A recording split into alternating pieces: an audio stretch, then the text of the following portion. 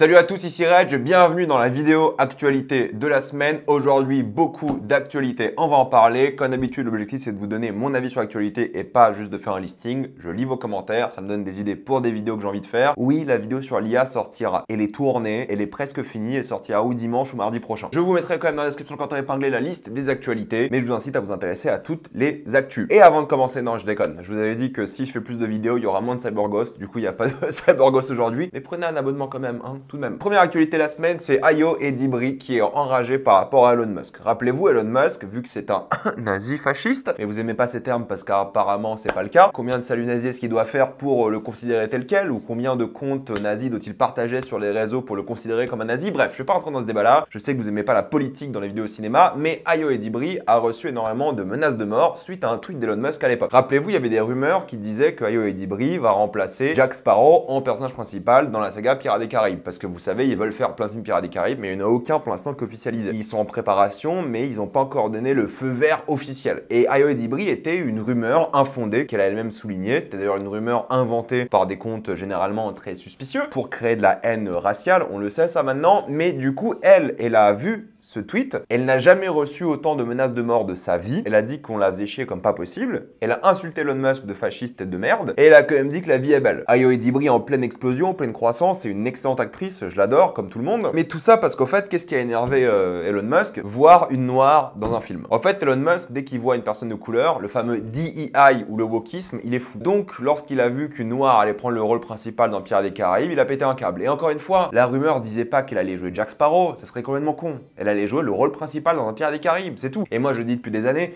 il faut refaire des films Pirates des Caraïbes et on n'a pas besoin de Jack Sparrow. Pour moi, Jack Sparrow n'est pas égal à Pirates des Caraïbes. On peut faire sans lui. Et pourtant, j'aime beaucoup l'acting de Johnny Depp, mais la vérité est que il faut faire des films comme ça sans lui. Parce que sinon, et je parle pas de l'acteur, hein, je parle de la saga et de l'histoire, sinon on sera coincé au même endroit, au même moment, constamment. Donc, si on arrive à s'émanciper et continuer l'univers des Pirates des Caraïbes, que ce soit aux Caraïbes ou autre part d'ailleurs, on sait qu'il y a un univers de pirates à l'époque, dans le monde des films, je pense qu'il faut s'en émanciper, juste pour passer à autre chose. Alors, il peut revenir plus tard, il peut avoir des rôles secondaires, il peut avoir des caméos, on peut refaire des films avec lui, mais pour relancer la franchise, je pense qu'il faut faire un Pirates des Caraïbes sans lui. Que ce soit comme les rumeurs, Ayo Edebiri, Margot Robbie aussi était en rumeur, on s'en fout du moment qu'on relance cette saga. Et le fait d'être choqué qu'il y ait des noirs aux Caraïbes, rendez-vous compte? C'est juste du racisme, disons les choses, c'est juste ça quoi. Bref, je suis content qu'Ayo Edebiri ait fait face à Elon Musk et rendez-vous compte du pouvoir qu'il a. Un petit tweet et c'était des milliers de menaces de mort, surtout sur un mensonge, parce qu'il fait que ça. Désinformer, c'est la source principale de désinformation sur le réseau social. Et si vous voulez vérifier, demandez à son IA, hein, l'IA d'Elon Musk, elle est au courant que c'est lui. Eric Stonestreet, que vous connaissez de plein de séries comiques, va jouer un serial killer dans Dexter Résurrection. Qu'est-ce qui se passe avec le casting de cette série? Ça sera l'une des séries de l'année ou quoi? Ils mettent un casting de fou, un pognon de fou, ils mettent plein de gens dedans, Showtime mise à fond sur la série. Donc j'ai très hâte de voir ce qu'elle va donner, parce qu'elle me hype. Normalement elle sort en juin. Scarlett Johansson ne veut pas être sur les réseaux sociaux. Là elle va faire la promo de Jurassic World bientôt, et on lui a dit, en tout cas Universal lui a dit, vas-y Scarlett, mets-toi sur les réseaux, on a besoin de marketing et tout. Et moi je vous en ai parlé dans les dernières semaines, il y a plein de studios qui veulent que les stars soient sur les réseaux pour du marketing. On a bien vu que ça marchait pas. Il y a plein de films avec des stars qui ont floppé alors que les stars avaient des dizaines, voire des centaines de millions de followers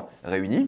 Furiosa. Et elle ne veut pas. Elle a dit, t'inquiète, Jurassic World, ça ira. Le film s'en sortira. Et elle a raison. Il faut arrêter cette mode où on veut que des acteurs aient des followers Instagram, qu'on embauche des acteurs juste par rapport au following, ou pire, des gens qui ont des followers pour qu'ils deviennent acteurs. L'acting est un art. Et si on met forcément toujours le marketing derrière, surtout le marketing de merde que sont des followers Instagram qui ne veulent rien dire, il faut arrêter. Donc Scarlett, elle a très bien le droit, vu qu'elle n'est pas fan de réseaux sociaux, de pas en avoir. C'est ok. Heureusement qu'elle est suffisamment célèbre pour dire non à un studio comme ça, parce que d'autres petits acteurs n'auraient pas eu le choix malheureusement. Et d'ailleurs, elle a aussi précisé qu'elle ne jouera jamais Black Widow, et ça, je respecte aussi. J'espère qu'elle ne jouera plus Black Widow, univers ou pas, elle est décédée, c'est bon, elle a raison de passer à autre chose. On a eu le premier teaser de Poker Face saison 2 qui sortira le 8 mai sur Peacock, on n'a pas de date française. Il faut savoir que la première saison, je crois, était sortie sur TF1 ou un truc comme ça, des années après la diffusion, et c'est donc la série de Ryan Johnson, et la première saison est excellente. Si vous aimez les whodunit, c'est je crois 8 ou 10 épisodes, je sais plus, de whodunit par épisode. Donc à chaque épisode, il y a une nouvelle enquête et tout, c'est génial. En plus, elle joue une sorte de détective qui est même pas une vraie détective, un peu folle et tout. Natasha Lyonne est formidable, la série est formidable, la saison 1, il y a plein d'acteurs hyper connus. Là, le teaser, ils ont teasé les nouveaux acteurs, super bien mise en scène, c'est une super série. Donc regardez la saison 1, j'ai hâte de voir la saison 2 qui sortira sur Peacock, faudra trouver un moyen de la regarder en France, hein. C'est excellent. excellent. Et encore une fois, moi je le dis, ça, cette série Poker Face, si c'était Netflix qui la diffusait, ce serait un carton planétaire parce que c'est typiquement le genre de série qui cartonnerait et c'est trop bien. Donc honnêtement, Poker Face, regardez ça. Hâte de voir la suite. Il y a un documentaire qui est prévu sur Stan Lee qui est un peu glauque. Pourquoi? Parce qu'en fait, ils ont fait un documentaire sur quelqu'un qui a arnaqué Stan Lee dans les dernières années de sa vie. Et le truc, c'est qu'ils ont filmé ça. Ils ont filmé l'arnaque en live, entre guillemets en live, mais vous avez compris, pendant des années. Et personne s'est dit de prévenir Stan Lee qui se fait arnaquer. Donc c'est un peu glauque, c'est un peu bizarre. Plus tu lis sur le documentaire, plus tu dis que c'est louche. On verra quand il sortira.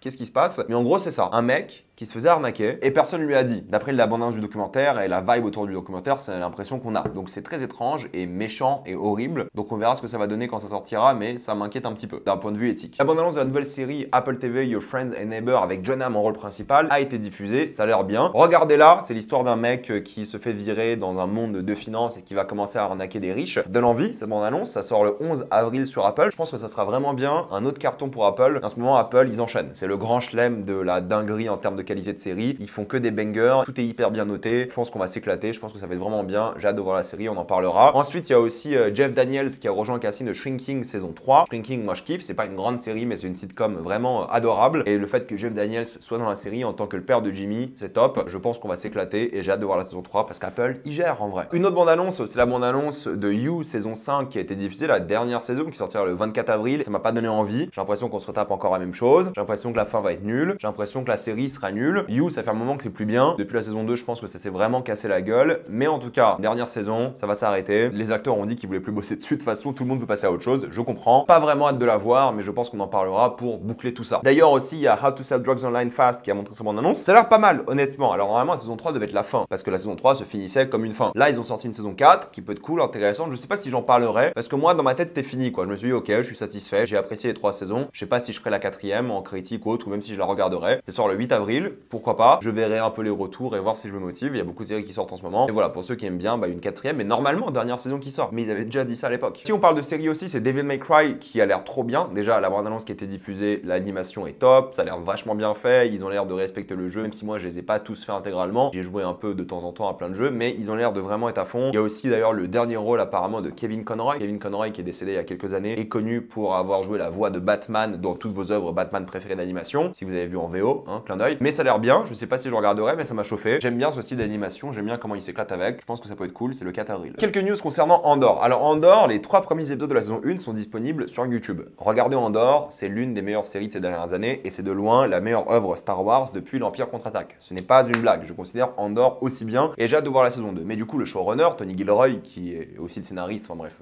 un crack, a dit 2 choses. Premièrement, il va jamais rendre les scripts publics parce qu'il a pas envie que les IA s'entraînent dessus. Je vais pas en parler ici, j'en ai déjà parlé dans ma vidéo IA qui sortira cette semaine parce que l'actualité est tombée cette semaine et j'ai tourné ma vidéo cette semaine, donc j'ai un passage dans ma vidéo sur ça. Ensuite, il a dit qu'ils vont se rapprocher de Rogue One. Rappelez-vous, 3 épisodes par semaine et chaque arc d'épisode sera une année jusqu'à arriver à Rogue One. La première saison, c'était une année. Là, la saison 2, ça sera 4 ans avant Rogue One et normalement, l'épisode final, ce sera Rogue One. Et il a dit qu'ils vont tout acheminer vers Rogue One de manière logique et cohérente, sans fanservice, sans conneries. Et ça fait plaisir. Je sais pas si Disney ont pas mis les pattes un peu là-dedans, ils ont pas un peu bidouillé, mais je fais confiance en Andor. D'ailleurs, le marketing de la série est fait en mode, regardez, c'est la seule bonne série Star Wars de la part de Disney. Et ils ont raison, ça l'est, la seule vraie bonne série, entre guillemets, qui est un niveau au-dessus. Et ça prouve qu'on peut faire des choses bien dans Star Wars. Et j'ai hâte de voir la saison 2, on en parlera évidemment semaine par semaine. Daredevil Born Again, c'est 7,5 millions de viewers en 5 jours, ce qui est bien. C'est le plus grand succès de Disney depuis début d'année, forcément, mais depuis quelques mois aussi. Pour l'instant, la série est cool, j'ai pas encore vu le 3e épisode, mais je regarderai, ça a l'air sympa, on en parlera à la fin. Sidey Sink a rejoint le casting de Spider-Man 4, comme vous le savez, c'est le tournage qui devrait bientôt commencer cet été pour une sortie du coup à l'été 2026. Tom Holland sera bien présent à l'écran l'été prochain, mais tout ça pour vous dire qu'apparemment la grosse rumeur c'est pas qu'elle joue MJ, parce qu'il y a déjà une sorte de MJ dans l'univers de Spider-Man MCU, mais qu'elle joue évidemment l'une des X-Men. Et la X-Men qu'elle pourrait jouer, c'est Jean Grey jeune, et je la vois bien en Jean Grey, elle pourrait le faire, et je suis chaud, on verra bien si c'est le cas ou pas. Mais si on arrive à faire un crossover Spider-Man X-Men pour lancer les X-Men dans le MCU, je pense que ça peut être bien, et j'ai hâte de voir ça. La bande-annonce de Lilo & Stitch a été diffusée pour la première fois, la vraie bande-annonce, et honnêtement, ça a pas l'air mauvais, ça a pas l'air horrible, mais encore une fois, pourquoi c'est gris? L'animation l'animation était tellement colorée et Hawaï et tout, c'était tellement génial. Et là, c'est gris. Ils ont l'air d'avoir respecté la vibe un peu hawaïenne et tout. Mais pourquoi c'est gris? Pourquoi? Je n'en peux plus. Je n'en peux plus de ces blockbusters gris à chaque fois, tout le temps. Je pense que ça va être cool, ça a l'air mignon et tout, sympa. On dirait la même chose, d'accord, comme d'hab. Là, on a avalé la pilule, on sait que ce sera la même chose. Mais pourquoi c'est gris? Pourquoi? On est à Hawaï. C'est censé être magnifique, non? Je sais pas. Je n'en peux plus. Mais sinon, ça va quoi, ça a l'air ok. The Last of Us a battu un record de visionnage de bande-annonce avec 158 millions de vues. C'est le plus grand record de HBO et Max. Et je vous l'ai dit, toujours, je vous le dis depuis des années. The Last of Us est devenu la grande licence HBO. Ils misent dessus plus que tout aujourd'hui. Et ça se voit parce que les gens ont hâte, les gens kiffent. Tellement que Alex Garland, le scénariste de plein de films que vous aimez, réalisateur aussi, a dit que lorsqu'il a joué à The Last of Us, il était dégoûté parce qu'il trouvait ça mieux que son film 28 jours plus tard. Last of Us s'est beaucoup inspiré de films et de bouquins, mais l'impact avec The Last of Us 1 surtout, mais même d'autres, sur le cinéma est assez fou. Il y a plein de scénaristes, surtout dans les œuvres de zombies, qui ont dit putain, j'allais faire un film, mais en fait ça ressemblait trop à The Last of Us. Ils se sont inspirés de The Last of Us. L'impact est fou, hein. Ils ont fait un truc unique avec le premier The Last of Us. Bon, le deuxième aussi, mais bon, ça a inspiré les gens à l'époque, quoi. Disney ne fera pas beaucoup de marketing pour Blanche-Neige et ils ont même annulé en théorie le tapis rouge. Normalement, il devait avoir un tapis rouge avec une avant-première et tout à plein d'endroits, mais ça se fera pas. Ils ont décidé uniquement d'inviter les gens qui bossent pour Disney directement, pas d'autres journalistes, parce que bah ouais, ça se passe pas bien en fait en coulisses. Déjà qu'ils ont peur dans le projet qui a l'air condamné, on en parlera la semaine prochaine, hein, qui a l'air horrible et nul, bref.